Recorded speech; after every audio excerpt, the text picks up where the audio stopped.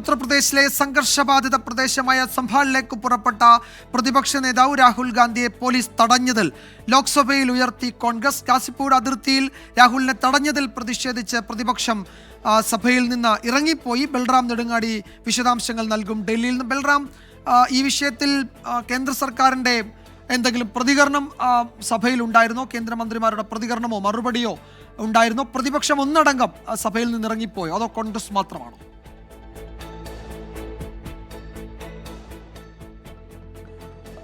വിജയകുമാർ, ഈ സംബാൽ വിഷയം ഈ സഭാ സമ്മേളനത്തിന്റെ തുടക്കം മുതൽ തന്നെ പ്രതിപക്ഷ പാർട്ടികൾ ഈ വിഷയം സഭ നിർത്തിവെച്ച് ചർച്ച ചെയ്യണമെന്ന് ആവശ്യപ്പെട്ട് നോട്ടീസ് നൽകിയിരുന്നെങ്കിലും അംഗീകരിക്കാൻ സർക്കാർ തയ്യാറായിട്ടില്ല. ഇരു സഭകളിലും അധ്യക്ഷന്മാർ ഈ ആവശ്യം തള്ളുകയാണ് ഉണ്ടായത്. ഇന്നലെ ആദ്യമായി സഭ സാധാരണ നിലയിലായപ്പോൾ സമാജ്വാദി പാർട്ടി അധ്യക്ഷൻ അഖിലേഷ് യാദവ് ശൂന്യവേളയിലാണ് ഈ വിഷയം ഉന്നയിച്ചത്. അതുകൊണ്ട് തന്നെ സർക്കാരിന്റെ മറുപടി ഒന്നും തന്നെ ഈ വിഷയത്തിൽ ഉണ്ടായില്ല. ഇന്നും സമാനമായി രാഹുൽ ഗാന്ധിയെയും പ്രിയങ്ക ഗാന്ധിയെയും അടക്കമുള്ള 5 MP-മാരെ സംഭലിലേക്കുള്ള യാത്രാമധ്യേ ഉത്തർപ്രദേശ് അതിർത്തിയിൽ വെച്ച് തടഞ്ഞ വിഷയം സഭയിൽ കോൺഗ്രസ് ഉന്നയിച്ചു. പ്രതിപക്ഷം ഒന്നടക്കം തന്നെ സഭ ഇതിൽ പ്രതിഷേധിച്ച് സഭ ബഹിഷ്കരിച്ച് ഇറങ്ങിപ്പോക്ക് നടത്തുകയാണ് ഉണ്ടായത്.